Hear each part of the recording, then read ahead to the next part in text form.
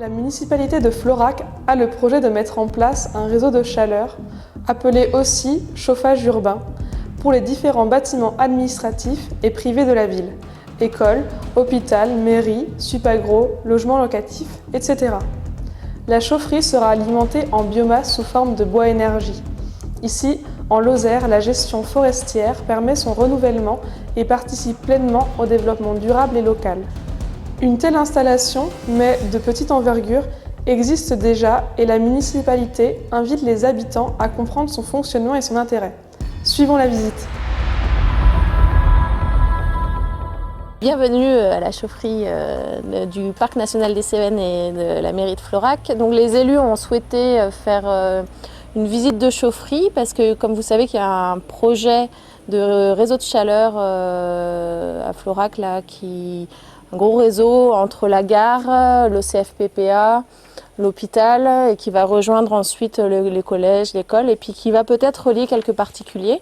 Donc ça semblait intéressant de faire des visites de la chaufferie actuelle qui chauffe la mairie et le Parc national des Cévennes pour montrer un peu ce que c'est qu'une chaufferie bois, pour expliquer, et puis répondre à certaines questions, notamment sur le fonctionnement, pour un particulier qu'est-ce que ça engage, sur l'approvisionnement bois, etc. Alors l'idée de la visite, comme l'a expliqué Nathalie, c'était déjà vous montrer basiquement comment ça marche une chaudière automatique à bois, comment ça s'agence, un petit peu la place que ça peut prendre. Bon, ici, comme Nathalie l'a dit, la chaufferie, c'est une petite chaudière, elle fait 200 kW de puissance et elle chauffe 5 bâtiments. Donc l'ensemble du siège du Parc national des Cévennes.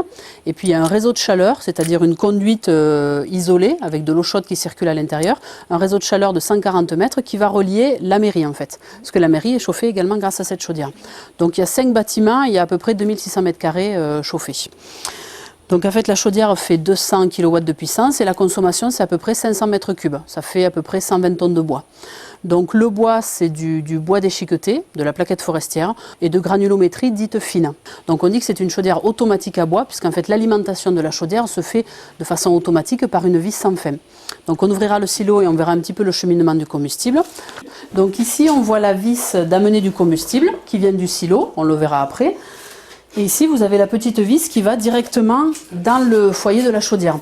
Donc en fait, vous n'avez pas de retour de feu possible dans la chaudière jusque dans le silo. Il y a plusieurs systèmes de sécurité. Donc ici, vous avez par exemple une écluse rotative qui fait qu'il n'y a pas de correspondance entre le combustible qui vient de cette vis et le combustible qui part dans la chaudière. Donc déjà, première sécurité coupe-feu. Et ensuite, vous avez ce bidon en fait, qui est rempli d'eau, on appelle ça un sprinkler.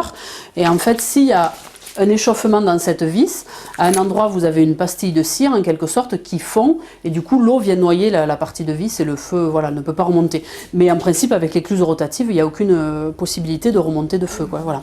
Donc là la chaudière est éteinte parce que la chaudière est allumée, je ne sais plus précisément leur période de chauffe, mais elle s'allume à l'automne et ils l'éteignent à peu près au printemps.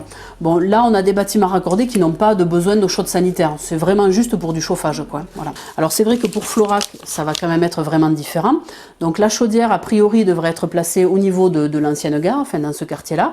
Et après, vous aurez un réseau de chaleur qui va circuler à différents endroits de la ville pour aller raccorder bon nombre de bâtiments publics, les bâtiments fortement consommateurs d'énergie, les logements sociaux, le collège, des choses comme ça. Et puis sur le tracé du réseau de chaleur, il y aura également des maisons de particuliers et les élus souhaitent faire bénéficier en fait du réseau de chaleur aux particuliers. Voilà. Donc peut-être on peut aller voir le silo et un petit peu voir comment est le combustible. Et après on parlera plus précisément de Florac et un peu les données sur la chaufferie de Florac. Donc là, la trappe du silo est carrossable, puisque c'est quand même un endroit où les véhicules avaient l'habitude de circuler et la circulation a toujours été maintenue. Voilà. Donc le silo est enterré.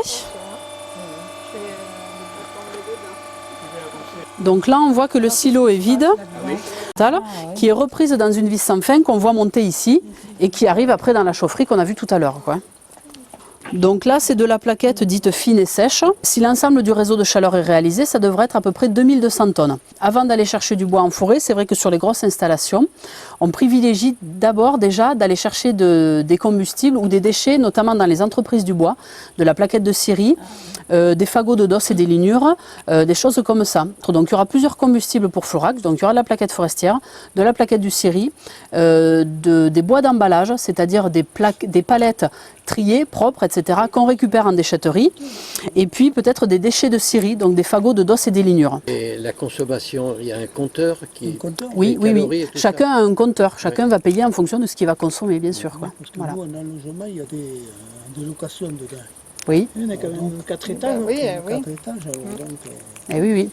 Non, non, à chaque sous-station, il y a des compteurs d'énergie. Alors, Et voilà, là, il c'est disait la un peu plus de la 10 même 000 chose. euros Et oui. pour de la route au logement. Donc, Ah oui, alors moi je vous parle du coût de la sous-station dans les maisons. Oui, oui, Après, oui, oui. ça dépend quel est votre éloignement du réseau de chaleur, Oui, la longueur voilà, du réseau qui bien va sûr. traverser votre terrain, ou tout ça, bon voilà. Après, chaque cas, de toute façon, est différent, quoi, c'est sûr. Voilà à peu près ce que ça pourrait donner. La première tranche de travaux, a priori pour 2017, et après la deuxième tranche, mais à valider encore, enfin voilà.